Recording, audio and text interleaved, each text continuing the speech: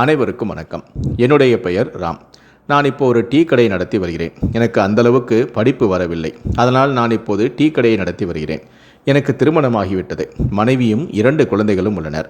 நான் தினமும் இரவு 7 மணிக்கெல்லாம் கடையை மூடிவிட்டு என் நண்பர்களை பார்க்க சென்று விடுவேன். அவர்களை பார்த்து சந்தோஷமாக பொழுதை கழித்துவிட்டு இரவு 10 மணிக்கு தான் நான் என்னுடைய வீட்டுக்கே செல்வேன். இதையே நான் வழக்கமாக்கி கொண்டேன். ஒரு நாள் என் நண்பன் ரொம்ப சோகமாக இருந்தான்.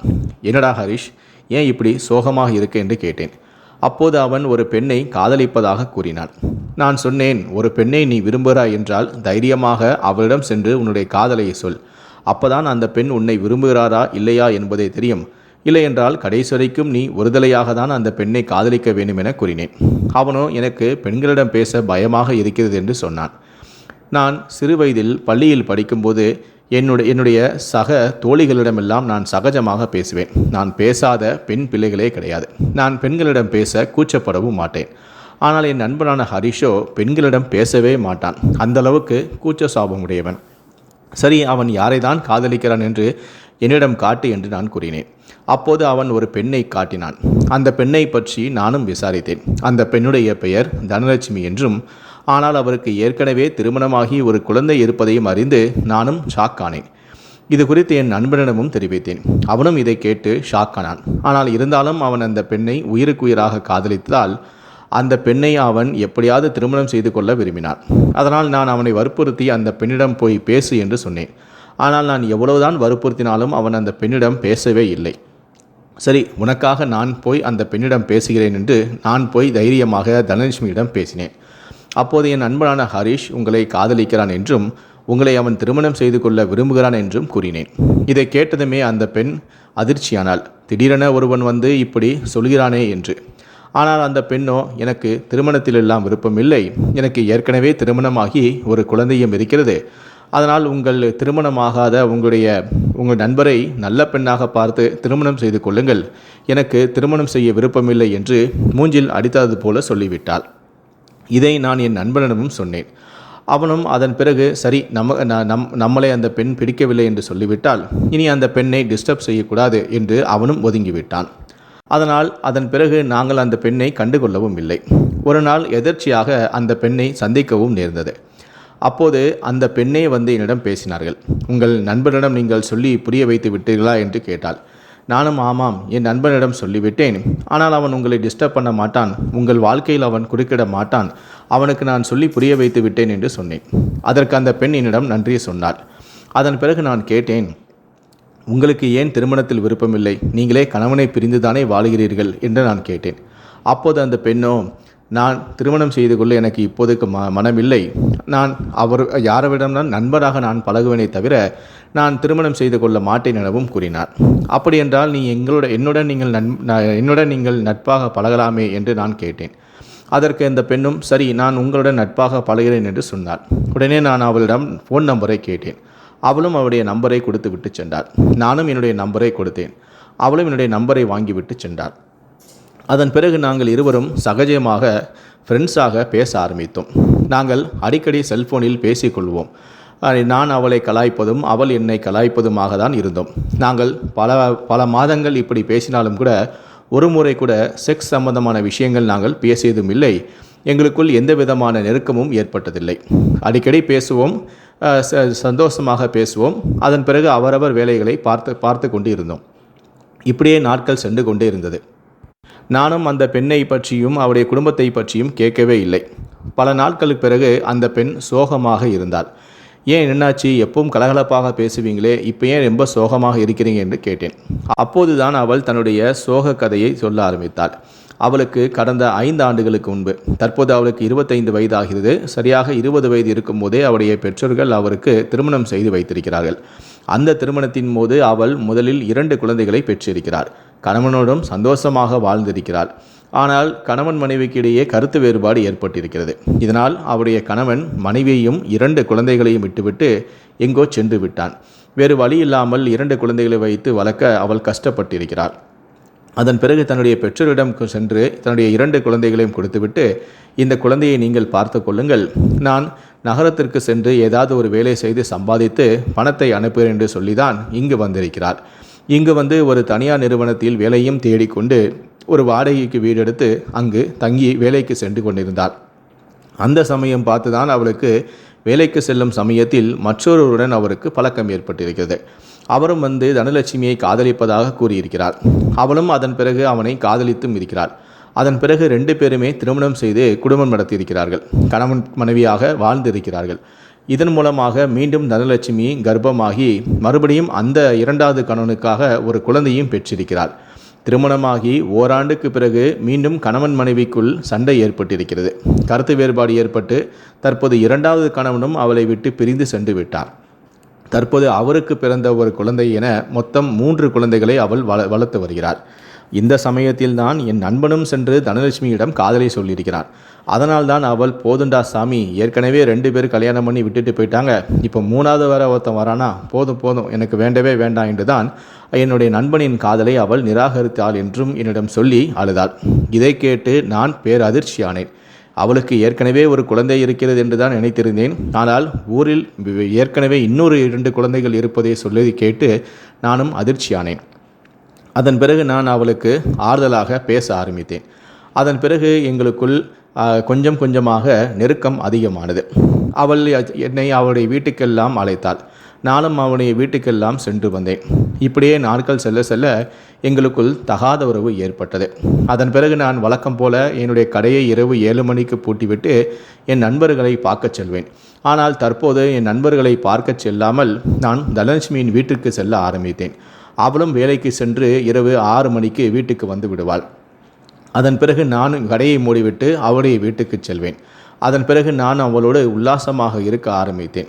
அவளோடு உல்லாசமாக இருந்துவிட்டு வழக்கம் போல இரவு 10 மணிக்கு என்னுடைய வீட்டிற்கு சென்று விடுவேன். இதனால் என்னுடைய மனைவிக்கும் எந்த விதமான சந்தேகமும் வரவில்லை. ஏனால் நான் எப்போதும் இப்படி தான் வீட்டுக்கு செல்வது வழக்கம். அதனால் என்னுடைய மனைவிக்கும் என் மீது சந்தேகம் வரவில்லை. இப்படியே என்னுடைய கள்ளக்காதல் தொடர்ந்தது.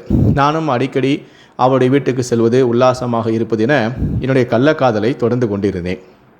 நான் என்னதான் தனலட்சுமியோடு தகாத உறவு இருந்தாலும் கூட ஒரு நாளும் கூட அவளுடைய வீட்டில் இரவு தங்கியது இல்லை. இரவு சரியாக 9:30 மணிக்கெல்லாம் என்னுடைய வீட்டுக்கு நான் கிளம்பி வந்து விடுவேன். என்னுடைய வீட்டுக்கு சரியாக 10 மணிக்கெல்லாம் இருப்பேன். அதனால் எந்த விதமான பிரச்சனையும் இல்லாமல் போனது. ஒரு நாள் என்னுடைய 2 பிள்ளைகளுக்கும் பள்ளி விடுமுறை விட்டது. அதனால் என்னுடைய மனைவியோ நான் ஊருக்கு செல்கிறேன் என்று சொன்னாள். நானும் சந்தோஷமாக போயிட்டு வா, நான் பார்த்துக்கிறேன், நான் சமாளிச்சுக்கிறேன் என்று என் மனைவியும் பிள்ளைகளையும் நான் அனுப்பி வைத்தேன். அதே போல நான் எப்போதும் போலவே தனலட்சுமியின் வீட்டிற்கு அவளோடு உல்லாசமாக இருக்க சென்றேன். அவளோடும் நான் உல்லாசமாக இருந்தேன். நான் எப்போதுமே இரவு என்னுடைய வீட்டிற்கு வந்து விடுவேன். ஆனால் இன்றோ என்னுடைய பிள்ளைகளும் மனைவியும் வெளியூருக்கு சென்று விட்டதால் என்னுடைய வீட்டில் யாருமே இல்லை. அதனால் எதற்காக நாம் என்னுடைய வீட்டுக்கு செல்ல வேண்டும்? இன்று தனலட்சுமியோடையே இரவு முழுவதும் சந்தோஷமாக இருக்கலாம் என எண்ணி நான் அவளுடைய வீட்டிலேயே இருந்தேன். அவளோ என்னை பார்த்து கேட்டாள், மணி 9:30 ஆகிவிட்டது, நீங்கள் உங்களுடைய வீட்டுக்கு போகவில்லையா என்று கேட்டாள். நான் அப்போதுதான் அவளிடம் சொன்னேன், நான் இன்று என்னுடைய வீட்டுக்கு நான் போக மாட்டேன், இன்று இருவதும் நான் உன்னுடன் சந்தோஷமாக இருக்கப் போகிறேன், இங்கே தான் இருக்கப் போகிறேன் என்று சொன்னேன். இதை கேட்டு அவள் அதிர்ச்சியானாள். ஏன் என்ன என்று என்னிடம் கேட்டாள். நான் ஏன் இப்படி அதிர்ச்சி ஆகிற, உனக்கு சந்தோஷம் தானே, நான் உன் கூட இருக்கிறது உனக்கு சந்தோஷம் தானே, ஏன் இப்படி அதிர்ச்சி ஆகிறேன்னு கேட்டேன். இல்லை ஒன்றும் இல்லை என்று சொன்னாள். ஏன் நீங்கள் போகலை என்றும் கேட்டாள். அப்போது நான் சொன்னேன், என்னுடைய பிள்ளைகளும் மனைவியும் ஊருக்கு போயிட்டாங்க, அதனால் வீட்டில் யாருமே இல்லை, நான் ஏன் இன்னைக்கு அங்கே போகணும், அதான் இன்றைக்கி நான் உங்களுடைய நைட்டு ஃபுல்லாக ஜாலியாக இருக்கலான்னு முடிவு பண்ணிட்டேன் என்று சொன்னேன். இதனால் அவளுடைய முகத்தில் பேரதிர்ச்சி இருந்தது. அப்போது நானும் அவளும் பேசி கொண்டிருக்கையில் சரியாக ஒரு 10 மணி இருக்கும். கதவை தட்டக்கூடிய சத்தம் கேட்டது. இந்த நேரத்தில் யார் வந்து கதவை தட்டுகிறார்கள் என்று தெரியவில்லையே என்று நானும் சென்று கதவை திறந்தேன். அப்போது வெளியே ஒரு ஆண் இருந்தான். அவன் என்னை பார்த்து அதிர்ச்சியானான். நீ யார் என என்னை பார்த்து அவன் கேட்டான். நானும் பதிலுக்கு அவனை பார்த்து கேட்டேன், நீ யார் என கேட்டேன். உடனே அவன் என்னை தள்ளிவிட்டு வீட்டுக்குள் வந்தான். தனலட்சுமியை பார்த்து இவன் யார் என்று தனலட்சுமியை பார்த்து கேட்டார். தனலட்சுமியோ என்னை கை காட்டி என்னுடைய நண்பர் என்று சொன்னார். நண்பரா? இவர் யார் என்று நான் அவனை பார்த்து கேட்க, தனலட்சுமியோ இவரும் என்னுடைய நண்பர் என்று சொன்னார். அப்படியென்றால் இவனுடைய ஓடிப்போன இவன் கணவன் இல்லையா? இவளுக்கு இன்னொரு ஆண் நண்பர் வர இருக்கிறானா? என்னைப் போல இன்னொருடனும் அவள் பழகி இருக்கிறாளா என்ற உண்மை எனக்கு அப்போதுதான் தெரிந்தது. அதாவது தனலட்சுமி இரவு 9:30 10 மணி வரைக்கும் என்னுடன் தனிமையில் இருப்பதும், நான் வீட்டுக்கு சென்றதும் அவருடைய மற்றொரு ஆண் நண்பனை வீட்டுக்கு அழைத்து அவனுடன் தனிமையில் இருப்பதையும் வழக்கமாக கொண்டிருக்கிறார். இப்படி கணவனை பிரிந்த தனலட்சுமி 2 ஆண்களோடு ரகசியமாக தகாத உறவை மெயின்டைன் பண்ணி வந்திருக்கிறார். எனக்கு இன்னொரு கள்ளக்காதலன் இருப்பதை தெரியாதது போல அவனுக்கும் நான் ஒரு கள்ளக்காதலன் இருப்பது தெரியவில்லை. இதனால் நாங்கள் இருவரும் அதிர்ச்சியானோம். ஆனால் தனலட்சுமி இப்படி ஒரு துரோகத்தை செய்துவிட்டாலே என எனக்குள் கோபம் இருந்தது. ஆனால் நான் அதை வெளிக்காட்டவில்லை. ஆனால் அங்கு வந்த தனலட்சுமியின் மற்றொரு ஆண் நண்பரால் அதை பொறுத்து கொள்ள முடியவில்லை. அவன் தனலட்சுமியின் இந்த துரோகத்தை அவனால் தாங்கிக் கொள்ள முடியவில்லை. கோபத்தில் அவன் தனலட்சுமியை அடித்து விட்டான். இதை பார்த்ததும் எனக்கு கோபம் வந்தது. எப்படியா நீ தனலட்சுமியை அடிப்பை என நான் அவளிடம் சண்டையிட்டேன். நானும் அவனும் அன்று இரவு மாறி மாறி அடித்து கொண்டோம். அப்போது நான் கோபத்தில் அவனுடைய தலையை பிடித்து சுவற்றில் ஓங்கி ஓங்கி அடித்தேன். அந்த சமயத்தில் அவன் வீட்டுக்கு வரும்போதே கொஞ்சம் மதுபோதையில் தான் வந்தான். அதனால் நான் அவனை அடித்த அடியில் அவன் சுருண்டு விழுந்தான். கொஞ்ச நேரத்திலேயே அவனுடைய தலையில் இருந்தும் இரத்தம் வெளியேறியது. திடீரென அவன் வலிப்பு வந்தது போல துடித்தான். நானும் தனலட்சுமியும் இதை பார்த்து அதிர்ச்சியானோம். என்னடா இது, திடீர்னு வலிப்பு வந்தது போல துடிக்கிறானே என்று. கொஞ்ச நேரத்திலேயே துடிதுடித்து அவன் இறந்தே விட்டான். இதை பார்த்து நாங்கள் இருவரும் அதிர்ச்சியானோம். இது பிறகு என்ன செய்வதென்று எங்களுக்கு தெரியவில்லை. தனலட்சுமியின் வீட்டுக்கு பக்கத்திலேயே மேலும் சில வீடுகளும் இருந்தது. ஆனால் அந்த நேரம் பார்த்து அந்த வீட்டில் யாருமே இல்லை. அனைத்து வீடுகளும் பூட்டியிருந்தது. அனைவரும் எங்கோ வெளியே சென்றிருக்கிறார்கள் போல. அதனால் நாங்கள் இருவரும் சண்டை போட்டது கூட அக்கம் பக்கத்தில் உள்ளவர்களுக்கு கேட்கவில்லை. இப்படி நானும் அவனும் சண்டை போட்டதில் அவன் செத்தே போய்விட்டான். இதன் பிறகு என்ன செய்வதென்று எங்கள் இருவருக்கும் புரியவில்லை. அப்போது தான் நாங்கள் ஒரு முடிவு செய்தோம். நாங்கள் இருந்தது மாடி வீடு என்பதால் படிக்கட்டில் தவறி விழுந்து அவன் இருந்தது போல செட்டப் செய்யலாம் என நானும் தனலட்சுமியும் அவனை தூக்கி கொண்டு கடைசி படிக்கட்டில் கொண்டு போய் அவனுடைய உடலை போட்டு விட்டோம். யாராவது பார்த்தால் படியிலிருந்து தவறி விழுந்து இழந்து விட்டான நம்பட்டும் என நாங்கள் அப்படி ஒரு செட்டப் செய்தோம். இரவு முழுவதும் அதன் பிறகு நான் வீட்டுக்கு வந்து நானும் தனலட்சுமியும் அடுத்து என்ன செய்யலாம் என யோசித்து கொண்டே இருந்தோம். எங்களுக்கு ஒன்றுமே ஓடவில்லை. எப்படி இந்த கொலையை மறைப்பது என்று எங்களுக்கு ஒன்றுமே தெரியவில்லை. ஆத்திரத்தில் நான் இப்படி ஒரு தவறை செய்துவிட்டேன். அதன் பிறகு விடிந்ததும் என்ன செய்வதென்று தெரியாமல் எங்காவது ஓடிவிடலாம் என நானும் தனலட்சுமியை அழைத்து கொண்டு பேருந்து நிலையத்திற்கு வந்துவிட்டேன். விடிந்ததும் அங்கு ஒரு ஆள் இறந்து கிடப்பதை பார்த்து உடனடியாக அந்த பகுதியை சேர்ந்த மக்கள் போலீஸாருக்கு தகவல் கொடுக்க, போலீஸாரும் விரைந்து வந்து அந்த பாடியை கைப்பற்றி பிரேத பரிசோதனைக்கு அனுப்பிவிட்டு விசாரணையை மேற்கொண்டனர். அதன் பிறகு அந்த பகுதியிலிருந்த வீடுகளெல்லாம் விசாரிக்கும் போது இந்த நபர் அடிக்கடி தனலட்சுமியுடைய வீட்டுக்கு தான் வந்து சென்றார் என்ற உண்மையை போலீஸார் அறிந்தனர். அதன் பிறகு நேராக வந்து தனலட்சுமியின் வீட்டுக்கு வர அங்கு வீடு பூட்டப்பட்டிருந்தது. உடனே போலீசார் பூட்டை உடைத்து தனலட்சுமியின் வீட்டுக்குள் சென்று பார்த்தனர். அங்கிருந்த கோலத்தை பார்த்து இரவு ஏதோ ஒன்று நடந்திருக்கிறது, யாரோ சண்டை போட்டது போல பொருட்கள் எல்லாம் சிதறி கிடைக்கிறது என்று போலீசாருக்கு சந்தேகம் வந்தது. உடனடியாக தடயவியல் நிபுணர்களையெல்லாம் வரவழைக்கப்பட்டு அங்கிருந்து ஆதாரங்களையும் தடயங்களையும் போலீசார் சேகரித்தனர். அதன் பிறகு தனலட்சுமியின் செல்ஃபோன் நம்பரை அக்கம் பக்கத்தில் உள்ளவர்களிடம் வாங்கி கொண்டு இந்த நம்பர் இப்போது எங்கே இருக்கிறது என ட்ரை செய்தனர். அப்போது நானும் தனலட்சுமியும் வெளியூருக்கு ஓடிவிடுவதற்காக பேருந்து நிலையத்தில் காத்திருந்தோம். தனலட்சுமியின் நம்பரை வைத்து போலீசார் உடனடியாக பேருந்து நிலையத்திற்கு வந்து எங்கள் இருவரையும் கைது பண்ணி போலீஸ் ஸ்டேஷனுக்கு அழைத்து சென்றனர். போலீஸ் ஸ்டேஷனுக்கு செல்லும் வழியில் தான் நான் பல விஷயங்களை யோசித்து கொண்டே சென்றேன். அதாவது என்னுடைய நண்பன் அவளை காதலித்தான், தனலட்சுமியை காதலித்தான்.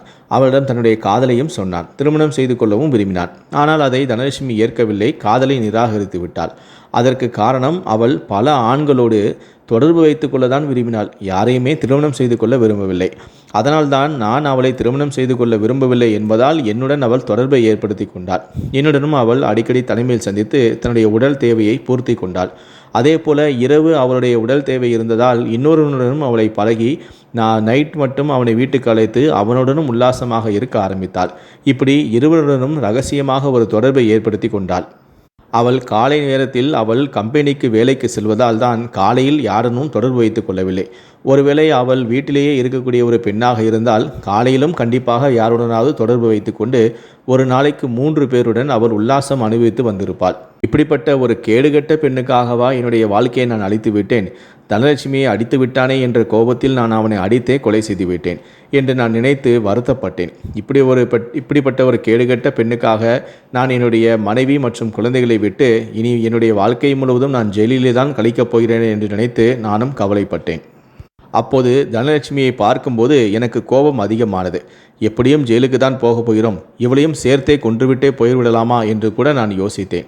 வேண்டாம் வேண்டாம், ஒரு கொலைக்கு 7 வருடம் தண்டனை கொடுத்தால் 2 கொலைக்கு 14 வருடம் தண்டனை கொடுத்து விடுவார்கள் என நான் என்னுடைய கோபத்தை கட்டுப்படுத்தி கொண்டேன். ஏற்கனவே கோபப்பட்டு தான் ஒரு கொலையை செய்தேன், மீண்டும் ஒரு கொலையா, வேண்டவே வேண்டாம் என நான் அமைதியாக இருந்து விட்டேன். ஒரு வழியாக என்னை ஸ்டேஷனுக்கு அழைத்து வந்து விட்டார்கள்.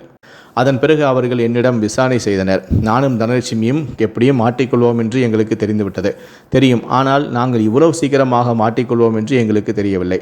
உடனடியாக வேறு வழியின்றி நான் அனைத்து உண்மைகளையும் ஒப்புக்கொண்டேன். தனலட்சுமியுடன் ஏற்பட்ட தகாத உறவால் தான் இந்த கொலை நடந்ததையும் நான் கூறினேன்.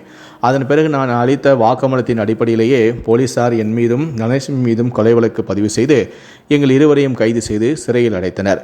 நான் தனலட்சுமியோடு தகாத உறவு இருப்பது இதன் மூலமாக தான் என்னுடைய மனைவிக்கும் தெரிந்து மனைவியும் குழந்தைகளும் குடும்பத்தாரும் அனைவருமே அதிர்ச்சியானனர்.